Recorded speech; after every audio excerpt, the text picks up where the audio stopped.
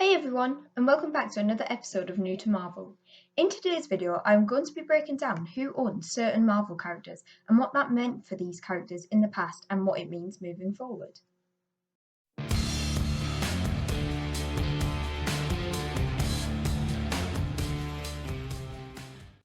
In brief, Marvel in 1993 was in a financial state and facing bankruptcy. In order to prevent the company closing down, Marvel decided to sell the movie rights of some of its most popular characters, including the X-Men, the Fantastic Four, and also Spider-Man. Firstly, we will break down the X-Men and Fantastic Four. As many of you may have seen, there are actually 7 X-Men team movies and 5 X-Men spin-off films with the Wolverine and Deadpool films. So, the question is, why have we never seen the X-Men or Wolverine appear in the MCU or Avengers, considering he is a frequent Avenger in the comics? Well, that is all due to Marvel negotiations back in 1993, which saw 20th Century Fox buy the film rights to all of the X-Men characters, Fantastic Four, and the term mutant, which is associated with the X-Men franchise. With 20th Century Fox owning the characters in terms of the films, the MCU was legally unable to use any of the X-Men or related characters, as well as all Fantastic Four members and their related characters such as Doctor Doom, Annihilus, and Galactus. As mentioned earlier, terms such as mutants were also off limits to the MCU, which is why mutant characters such as Scarlet Witch and Quicksilver in the MCU were referred to as miracles rather than mutants.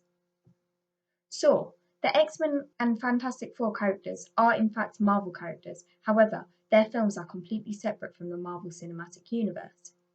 After 26 years of owning the rights to the X-Men and Fantastic Four, Fox was then acquired by Disney for a total of $71.3 billion in 2019.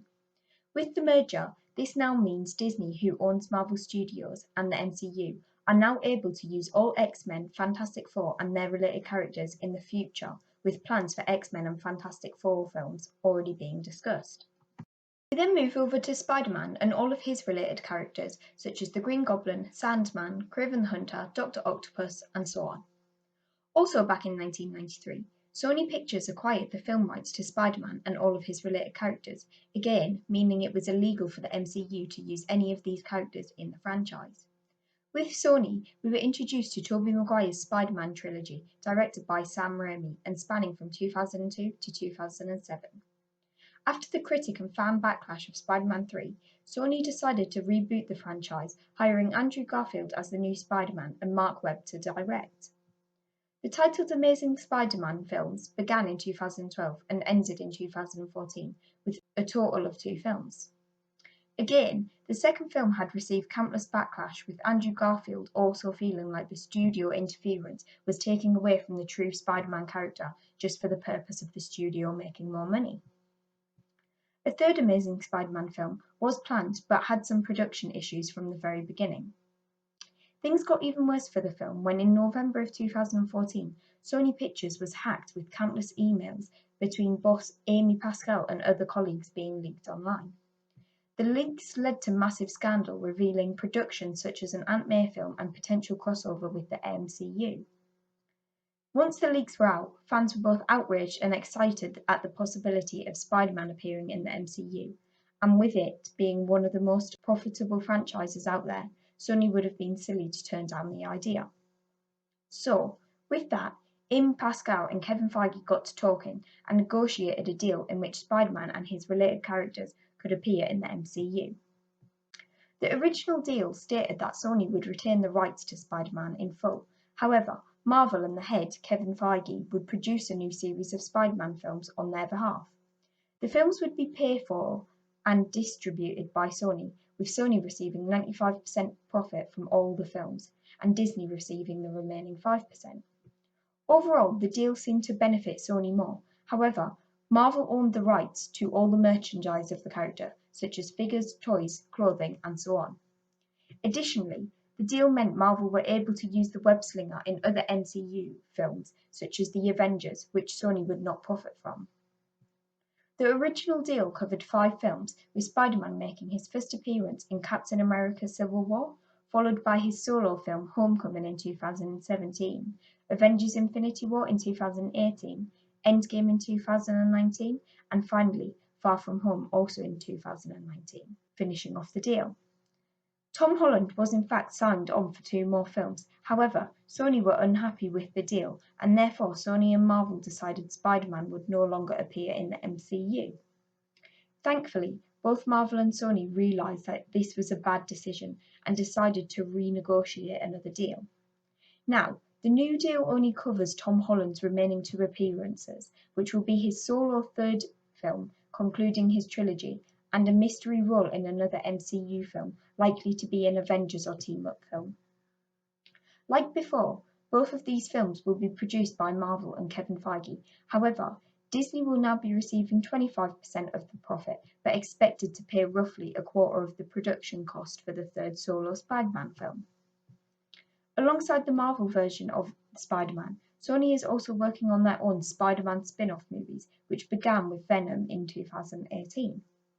Currently, they have Venom 2 set for release on June 25, 2021, as well as Morbius films set to release on March 18, 2021. Sony also has plans for various Spider-Man related characters such as Nightwatch, Kraven the Hunter, the Sinister Six, Madam Web, and Jackpot. As Sony owns the rights to Spider-Man, they have the ability to use Tom Holland's Spider-Man in any of these films if they wish to, as well as any Spider-Man characters we have seen in the MCU Spider-Man films.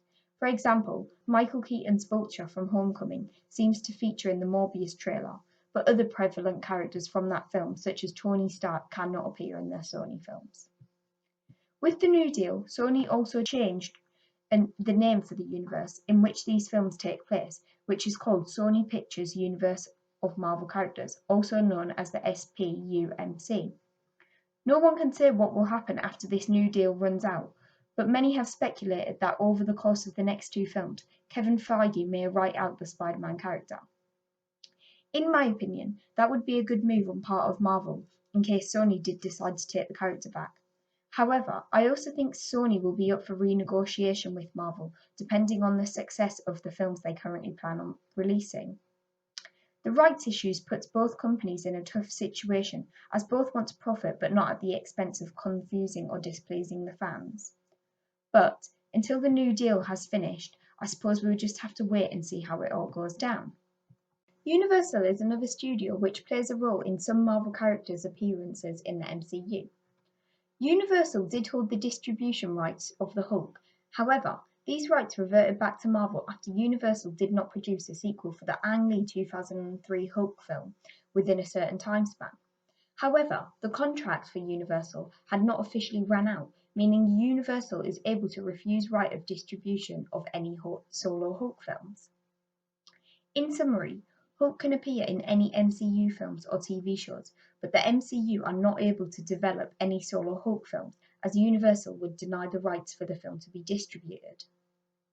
This is the reason that The Incredible Hulk is the only MCU film not on the Disney Plus streaming service. In addition to the Hulk character, Universal also owns the distribution rights to the mutant character, Namor. Namor is yet to make an appearance in the MCU, but like Hulk, he will only be able to appear in team-up films or crossovers such as The Avengers, rather than featuring in his own solo film. Namor is not a very well-known character, but is closely associated with the X-Men, Fantastic Four and Black Panther, so I would think the MCU have plenty of areas in which they could introduce the character. So, that is all of the Marvel character rights explained. I hope this has all made sense and helped you better understand why some characters have not yet appeared in the MCU. If you have any questions, please leave them below in the comments, and I would be very happy to answer them. Also, let me know down below what other areas of Marvel you would like to see me explain. Like always, please leave this video a like and consider subscribing to my channel. That's going to do it for today. Thanks for watching, and I'll catch you all in the next one.